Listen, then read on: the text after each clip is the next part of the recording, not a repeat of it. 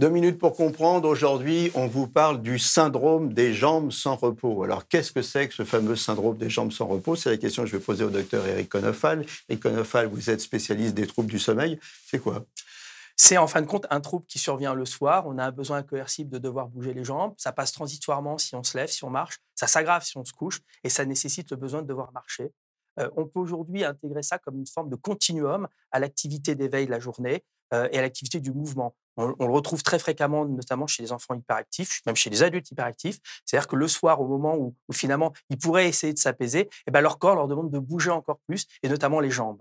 Est-ce qu'on sait de quoi ça vient? Oui, c'est un contrôle de la dopamine dans certains circuits. C'est-à-dire que c'est les circuits qui descendent, qu'on appelle la voie diencéphalo-spinale. C'est-à-dire que c'est comme si notre cerveau nous envoyait un mouvement involontaire à produire.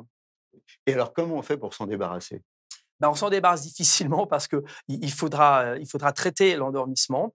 Il faudra donner aux patients d'abord des conseils pour éviter pour essayer d'atténuer les symptômes. Et sinon, effectivement, il faut prendre le contrôle du dysfonctionnement grâce à des agonistes de la dopamine notamment.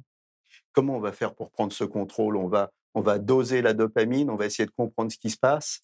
On la dosera pas, mais par contre, on sait que sur des modèles animaux, il y a un dysfonctionnement de la dopamine dans certains circuits. Donc, on va essayer de donner quelque chose qui va permettre de restituer une boucle pour qu'on puisse ne pas avoir ces symptômes moteurs involontaires à produire. Comment ça se traduit physiquement, ce symptôme? C'est des démangeaisons? C'est une envie irrépressible de marcher? Qu'est-ce que Alors c'est? oui, il y a les enfants décrits comme des fourmis dans les jambes. Alors c'est pas quand on est, c'est pas quand on est debout, hein, c'est quand on va se reposer, c'est au repos. On faut pas confondre avec le syndrome des jambes lourdes où les gens nous disent: «Finalement, j'ai besoin de bouger, mais c'est lorsque je suis debout». Là, c'est lorsque l'on se n'est couché ou assis. Voilà, maintenant vous savez ce que c'est que le syndrome, des jambes sans repos et si ça vous touche, eh bien n'hésitez pas à consulter.